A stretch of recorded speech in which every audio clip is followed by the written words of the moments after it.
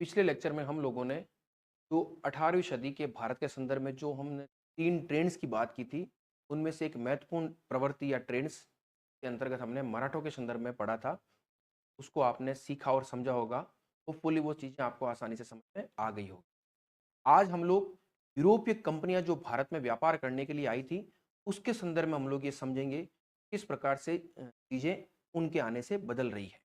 देखिए, हम लोग क्या करेंगे, सबसे पहले तो ये देखेंगे यूरोपीय कंपनियाँ जो आई है, उनका एक क्रम थोड़ा बहुत जानेंगे कि कौन-कौन सी कंपनी आई है। ये तो मैं आपको बता ही चुका हूँ कि यूरोपीय कंपनियाँ क्यों आईं, क्योंकि 1453 में कुस्तुनतुनिया पर जब अरब आक्रमणकारियों ने कब्ज़ा कर लिया, तो वो मार्ग अवरुद्ध हो गया।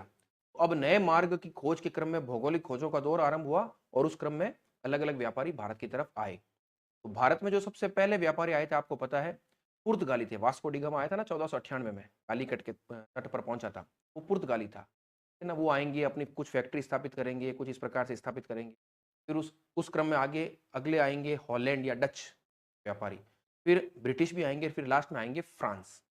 यहाँ पर एक चीज़ आपको ध्यान रखना है कि ये सब व्यापारी आएँगे और आपको मैंने ये भी बताया कि मुगल सत्ता, जो केंद्रीय सत्ता थी, वो कमज़ोर होगी एक समय के पश्चात, तो इन सब की क्या होगी, राजनीतिक महत्वाकांक्षाएँ जगेगी और ये भारत के पॉलिटिकल सेटअप में हस्तक्षेप करने का प्रयास करेंगे। आप लोग ये देखोगे कि इन सभी कंपनियों में, चाहे वो ब्रिटिश की हो, चाहे फ्रेंच की हो, चाहे डच की हो, चाहे पुर्तगाली हो, निर्णायक रूप से भारत में कौन स्थापित होगी? ब्रिटिश कंपनी होगी।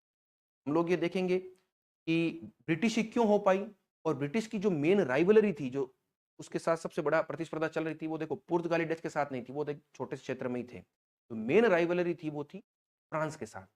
यहाँ पर आपको कोई चीज़ ये भी ध्यान रखनी है कि इतिहास को हम केवल एक वैक्यूम में नहीं पढ़ सकते, क्योंकि कोई भी घटना घट रही है, जैसे मान लीजिए भारत के संदर्भ में हम ब्रिटिश और फ्रेंच को पढ़ते हैं, तो ब्रिटिश और फ्रेंच की प्रतिस्पर्धा यूरोप में भी थी। यूरोप में भी इन दोनों के बीच क्या था, एक शानदार संघर्ष चल रहा था बहुत सत्ता के लिए, है ना? इस वजह से भारत में भी इनमें संघर्ष रहेगा, नहीं रहना है।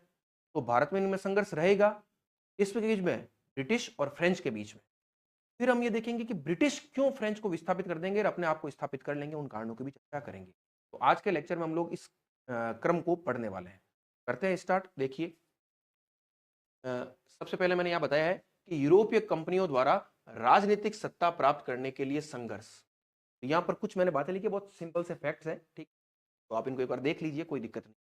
मैंने लिखा यहाँ पर, भारत में आने वाले यूरोपीय व्यापारियों में पुर्तगाली प्रथम थे, जो 15वीं शताब्दी में भौगोलिक खोजों के संदर्भ में वास्को डी गामा के नेतृत्व में पहुंचे।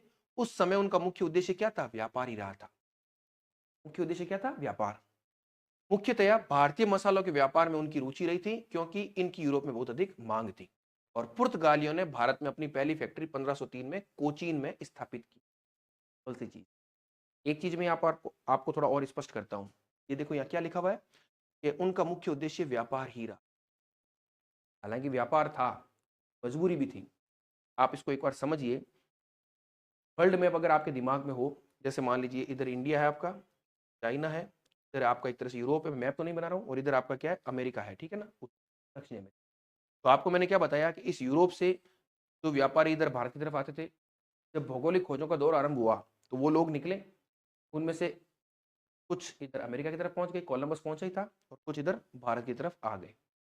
तो देखिए, यहाँ पर जो लोग पहुंचे और यहाँ पर उनके कार्य करने की जो तकनीक थी, और यहाँ पर जो लोग पहुंचे उनके कार्य करने की तकनीक, बहुत अंतर। क्यों अंतर था, इसको आप समझिए। देखिए, उस समय भारत में एक बहुत मजबूत सत्ता, मुगल सत्ता जिसे कहते हैं, स्थापित थी। तो यहाँ पर जो व्यापारी आए थे, वो एक याचक की भूमिका में आए थे, याचना कर रहे थे, वो हमें व्यापार करने की आप परमिशन, ठीक है ना? लेकिन यहाँ पर जो गए थे व्यापारी, चूंकि अमेरिका में उस तरह के रचना थी नहीं, कोई मजबूत सत्ता थी नहीं, तो वहां पर वो एक आक्रामक रूप अपनाएंगे। यहाँ तक कि वहां के संसाधन जो है, ठीक है ना, संसाधनों में मुख्य रूप से आएंगे आपकी कीमती धातु, सोना चांदी, ये सब चीजें। उन सब चीजों को वहां से खनन करके या वहां से लेकर के वो यूरोप की तरफ भेजेंगे। देखिए, दोनों में कितना अंतर है। भारत में आए तो याचक के रूप में, क्यों? क्योंकि यहाँ पर मजबूत सत्ता है, जबकि अमेरिका की तरफ जाएंगे तो वो एक प्रकार से शोषण करें। ये सब घटनाएं आपको बाद में पता चलेगी इनका कितना महत्व है। इस भारत को आप सोने की चिड़िया कहते हो ना, वो सुनने में अच्छा है। मैं बताऊंगा आपको किस प्रकार से कीमती धातु भारत में बढ़ती चली गई, पूरा उसका ट्रेंड्स में आपको बताऊंगा, कैसे भारत में कीमती धातु एक समय पर बहुत ज्यादा आने लग गई। ये चीज आपको थोड़ी पता चल गई। इधर गए नेचर अलग, इधर गए नेचर। ये सिंपल चीज मैंने बता दी। फिर पुर्तगालियों के पश्चात भारत में कौन आए? हॉलैंड या डच। है ना, हॉलैंड या डच से आए। इससे पूर्व डच व्यापारी इंडोनेशिया के साथ तो मसाला के व्यापार कर रहे थे, इंडोनेशिया इधर भारत के इधर साइड में, ठीक है ना। फिर जैसे ही अवसर मिला तो भारत में भी उन्होंने क्या कर दिया, अपनी फैक्ट्री स्थापित कर दी। और भारत में अपनी फैक्ट्री कहाँ की, पूर्वी तट है आपका, वहां पर एक स्थान है मछलीपट्टनम, वहां स्थापित की और पुलिकट को अपना केंद्र बनाया। अब देखिए, थ्योरेटिकल चीजें तो हम समझ रहे हैं, लेकिन कुछ ऐसे शब्द भी आते हैं जिनको आपको मैप में पता होना चाहिए, ठीक है ना, क्योंकि आपको मैप बहुत अच्छे से आना चाहिए। जैसे मछलीपट्टनम, तो आपको पता होना चाहिए। आपका अब क्या काम रहेगा कि जो जो चीजें आ रही है, अब आजकल तो आपके पास मैप पूरा है, अपने पास मैप तो रहते ही रहता है, तो आप सर्च कीजिए कि मछलीपट्टनम कहाँ है। कई बार ऐसे क्वेश्चंस आते हैं, प्रिलिमिनरी एग्जाम जब देते हैं तो इस प्रकार के प्लेसेस को फाइंड करने के क्वेश्चन आया करते हैं। मछलीपट्टनम जो है आपका, जो अगर भारत के मैप को बनाऊं तो ये जो आपका आंध्र प्रदेश है इधर, ठीक है ना, जैसे इंडिया वाला इधर घूमता है ना, इधर वाला, ठीक है ना, तो जो आंध्र प्रदेश है, यहाँ पर आपका मछलीपट्टनम, आंध्र प्रदेश पूर्वी तट में, और पुलिकट इधर नीचे तमिलनाडु में। आप ध्यान रखें, हमने क्या चर्चा की कि यूरोपीय कंपनियों के संदर्भ में सबसे पहले आपके आए पुर्तगाली और उसके बाद में आए डच, सिंपल सी बात, ठीक है। फिर आगे देखिए, यूरोपीय व्यापारियों के आगमन के इस क्रम में पहले ब्रिटिश और फिर फ्रेंच, यानी वो दो तो आ गए, उसके पश्चात पहले ब्रिटिश आ गए फिर फ्रेंच आ गए, और भारत में आए। अंग्रेजों ने सबसे पहले 1608 में अपनी व्यापारिक फैक्ट्री स्थापित करने का प्रयास किया, और इसके लिए वो क्या कर रहे हैं, ब्रिटेन में जो राजा थे जेम्स प्रथम प्रथम उन्होंने अपने एक दूत विलियम हॉकिंस को, जहांगीर था उस समय भारत में शासक, उसके पास भेजा, याचना लेकर के कि हमें फैक्ट्री स्थापित करने दीजिए। उन्होंने उस समय परमिशन दी नहीं। बाद में धीरे धीरे धीरे उन्होंने मनाया, और 1613 में उन्होंने अपनी एक पहली फैक्ट्री स्थापित कर। देखिए, आप याचना कर रहे हैं, मजबूरी है उनकी, क्या कर सकते हैं, क्योंकि एक मजबूत सत्ता है। और फिर बाद में फ्रांसीसी भारत में व्यापार करने के लिए सबसे अंत में आए थे, उन्होंने 1664 में अपनी फ्रेंच ईस्ट इंडिया कंपनी। तो ये तो मैंने एक सिंपल सा क्रम बताया है, पुर्तगाली, हॉलैंड, ब्रिटिश और फ्रेंच। अब देखना आगे क्या चीज है, आगे इंपॉर्टेंट चीज बताइए कि भारत में यूरोपीय कंपनियों की राजनीतिक महत्वाकांक्षा क्यों जागृत हुई। हमने जो थर्ड ट्रेंड्स पढ़ा था ना, वो क्या था कि भारत में यूरोपीय कंपनियां आई तो व्यापार करने के लिए थी, लेकिन जब उन्होंने देखा कि मुगल साम्राज्य कमजोर हो रहा है तो उनकी राजनीतिक महत्वाकांक्षाएं जग गई। तो एक रीजन तो सीधा साधा पता चल गया, जो हेडिंग है ना अपनी, कि राजनीतिक महत्वाकांक्षा क्यों जागृत हुई, तो पहला रीजन तो सिंपल सा है कि मुगल साम्राज्य का विघटन है, तो उस कारण से वो वहां राजनीतिक सत्ता में हस्तक्षेप करेंगे ही करेंगे। यही मैंने लिखा है, देखो, मुगल साम्राज्य के विघटन ने एक राजनीतिक शून्य की स्थिति उत्पन्न कर दी, और उस समय एक मजबूत शासक भारत में और उभर रहे थे, कौन, मराठे, लेकिन उनके भी स्ट्रक्चर में कुछ कमी थी, जो मैंने आपको सारी बता दी। उस स्ट्रक्चर में कमी होने के कारण वो भी उस पॉलिटिकल वैक्यूम को भर नहीं पाए। तो मुगल तो वैसे ही कमजोर हो रहे हैं, भारत में जो मजबूत सत्ता है मराठे, वो भी उस पॉलिटिकल वैक्यूम को नहीं भर रहे हैं।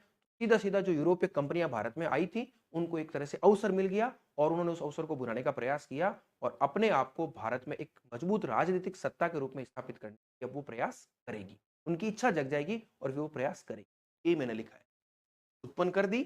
और साथ ही मराठे जो एक मजबूत साम्राज्य के रूप में तो स्थापित हो रहे थे, परंतु उनकी राजनीतिक संरचना एकीकृत नहीं होने के कारण भी यह राजनीतिक शून्य की स्थिति बनी रही, जिस वजह से इन यूरोपीय कंपनियों की राजनीतिक महत्वाकांक्षा जागृत हो। पहला रीजन तो बहुत सिंपल है। अब दूसरा रीजन बहुत ध्यान से समझिएगा, एक रीजन और है इसका, तो मैं थोड़ा पढ़ता हूं पहले और फिर मैं इसको अच्छे से एक्सप्लेन करता हूं। ये एंगल वर्ल्ड हिस्ट्री से भी जुड़ेगा। देखो, यूरोपीय कंपनियां भारत से जो वस्तुएं खरीदती थी, उन वस्तुओं के बदले उनके पास देने के लिए कोई वस्तु नहीं थी, क्योंकि यूरोप की किसी भी वस्तु की भारत में मांग नहीं थी। अतः इन कंपनियों को यूरोप से भारतीय वस्तुओं की खरीद के लिए कीमती धातु, हम बुलियन भी कहते हैं, लानी पड़ती थी। इसलिए इनका यह सोचना था कि अगर भारतीय क्षेत्र पर कब्जा हो जाए तो वे भारतीय संसाधनों से ही भारतीय वस्तुओं को खरीद पाते। बड़ा टिपिकल सा सेंटेंस, वो मैं एक एक करके एक्सप्लेन करता हूं आपको, और आपको आराम से समझ में आ जाएगा। पहली चीज तो क्या है कि आपको ये पता है कि भारतीय वस्तुओं की मांग यूरोप में थी, ठीक है ना, इसीलिए तो वो यहाँ व्यापार करने के लिए आए थे। लेकिन बदले में यूरोप की किसी वस्तु की मांग भारत में नहीं थी। तो अगर हम वस्तु विनिमय सिद्धांत की बात करें, बार्टर सिस्टम जो होता है, आप हमसे ये वस्तु लीजिए, बदले में आप ये दे दीजिए, तो वो सिस्टम तो यहाँ बैठ ही नहीं पाएगा, क्योंकि भारत से वस्तुओं की मांग तो यूरोप में है, लेकिन यूरोप की किसी वस्तु की मांग भारत में नहीं है। अब देखो, यही लाइन में लिखिए, बदले में कोई वस्तु नहीं थी, ठीक है। फिर अब कंपनियों को क्या करना पड़ रहा था। अब देखिए, कंपनियां क्या कर रही थी कि भारत से अगर उनको वस्तुएं खरीदनी है तो वो कह रही थी आप एक काम करो, हम कीमती धातु, जिसे बुलियन कहते हैं, कीमती धातु में क्या हो जाएगा, सोना चांदी, आप हमसे ये रख लीजिए, हमें आपकी वस्तुएं दे दीजिए। ये देखो, ये क्रम, यूरोप से भारतीय वस्तुओं खरीद के लिए कीमती धातु लानी पड़ती थी। मैंने आपको शब्द कहा था ना, सोने की चिड़िया, ये कीमती धातु भारत में क्यों संग्रह हुई। इस पूरे कालखंड में आप देखोगे, इस पूरे इतिहास के क्रम में देखोगे कि भारत में लगातार कीमती धातु का संग्रह होना स्टार्ट हो जाएगा। और ये कीमती धातु आई कहां से थी? वापिस से उस क्रम को याद कीजिए, ये यूरोप, ये भारत, ये इधर अमेरिका। भौगोलिक खोजों के क्रम में इधर भी गए व्यापारी और इधर भी आए। इधर जो व्यापारी गए थे उन्होंने आक्रामक रवैया अपनाया। आप वर्ल्ड स्ट्रीम पढ़ोगे पूरा, मैं डिटेल में बताऊंगा आपको। और यहाँ पर मैक्सिको में पता है चांदी बहुत ज्यादा होती है, सोना चांदी ये सब चीजें, तो वहां से उनको वो लेते और सारी कीमत धातु यहाँ से लेकर के वो कहाँ ले जाते? यूरोप में ले जाते। अब आपको एक चीज और पता चलेगी, ये कीमती धातु जो है ना, कीमती धातु लाते और अपनी वस्तुएं ले जाते। फिर एक इंपॉर्टेंट चीज आपको और पता चलेगी, क्या पता चलेगी? कि यूरोप के जो शासक थे धीरे धीरे वो क्या करेंगे, इन कंपनियों को कहेंगे कि भाई कीमती धातु आप यहाँ से, तो बड़ी एक नई ट्रेंड्स आपको और नजर आएगा, वो मैं बाद में बताऊंगा। अभी आप सिर्फ इतना समझिए कि राजनीतिक महत्वाकांक्षा क्यों जागृत हो गई, क्योंकि जो कीमती धातु वो भारत में देते थे तो वहां के शासक, यूरोप के शासक कह रहे थे आप कीमती धातु मत ले जाइए, तो कंपनियों के सामने एक संकट खड़ा हो गया कि हम क्या करें। उन्होंने ये सोचा कि अब पॉलिटिकल वैक्यूम तो है ही, तो भारत के क्षेत्रों पर अगर हम प्रत्यक्ष कब्जा कर लेते हैं तो उन संसाधनों, उस देश के जो संसाधन है, जिस राज्य क्षेत्र पर कब्जा करेंगे उन संसाधनों पर भी क्या हो जाएगा, हमारा प्रत्यक्ष नियंत्रण हो जाएगा। तो अब हम क्या कर लेंगे, आप अगर राजनीतिक रूप से मजबूती से उस क्षेत्र में काबिज हो गए हो तो वहां के संसाधन का उपयोग करना आपके लिए बहुत आसान रहेगा। यही उन्होंने सोचा कि राजनीतिक रूप से हम स्थापित हो जाएंगे तो भारत के संसाधनों से ही हम भारत की वस्तुओं को खरीद लेंगे। यही मैंने लास्ट में लिखा। तो ये दोनों रीजन आपको समझ में आ गए कौन कौन से? पहला तो मुगल साम्राज्य और मराठे दोनों ही कमजोर, ठीक है ना, उस वजह से भी उनकी इच्छा जागृत हो गई। और दूसरा सबसे महत्वपूर्ण रीजन है कि वो जो कीमती धातु लाते थे भारतीय वस्तुओं के बदले में, ठीक है ना, भारतीय वस्तुओं को खरीदने के लिए, तो यूरोप में अब कहने लगे उन कंपनियों को हम आपको नहीं देंगे, तो अब वो खरीदेंगे कैसे? तो उन्होंने सोचा कि कैसे ही करके हम यहाँ पर क्या करें, प्रत्यक्ष नियंत्रण कर लें ताकि भारतीय संसाधनों पर हमारा भी नियंत्रण। ये इंपॉर्टेंट चीज थी जो मैंने आपको बता दी, ठीक है ना। तो ये हमने थर्ड ट्रेंड्स तो था, यूरोपीय कंपनियां कैसे आई और फिर उनकी राजनीतिक महत्वाकांक्षा कैसे जागृत हुई, वो मैंने आपको सारा बता दिया। अगर आप इन 3 लेक्चर को अगर आपने सुना होगा ढंग से, तो आपको बहुत अच्छे से चीजें समझ में आई होगी कि हिस्ट्री में चीजें किस प्रकार से चेंज होती है और वो चीजें जो चेंज हो रही है उनका आगे आने वाली घटनाओं पर क्या प्रभाव पड़ता है, वो आपको अच्छे से समझ में आ जाए। आपको ये भी पता है कि, ये तो आपको अच्छे से पता है कि भारत में निर्णायक रूप से ब्रिटिश कंपनी रहने वाली है, तो वो क्यों रहेगी उस कारणों की भी हम चर्चा करेंगे। और फिर वो जब स्टेब्लिश हो जाएगी तो आगे का क्रम कैसे चलेगा वो भी हम इसी प्रकार से साइंटिफिक तरीके से समझेंगे। तो आप इन लेक्चर को ध्यान से सुनते रहिए। निश्चित रूप से प्रशासनिक सेवाओं के संदर्भ में आपकी तैयारी के लिए ये लेक्चर बहुत लाभदायक सिद्ध होने वाले हैं। और जैसा कि मैंने आपको पहले ही बताया, हमारा उद्देश्य क्या है? हमारा उद्देश्य ये है कि आप हिस्ट्री को समझ सके कि हिस्ट्री को कैसे पढ़ा जाए। उसके बाद तो आपको वैसे ही सेल्फ स्टडी करनी है, ठीक है ना, तो आपको कोई दिक्कत। तो नेक्स्ट लेक्चर में हम लोग कुछ और इंपॉर्टेंट टॉपिक को कवर करते हुए आगे चलेंगे। Thank you.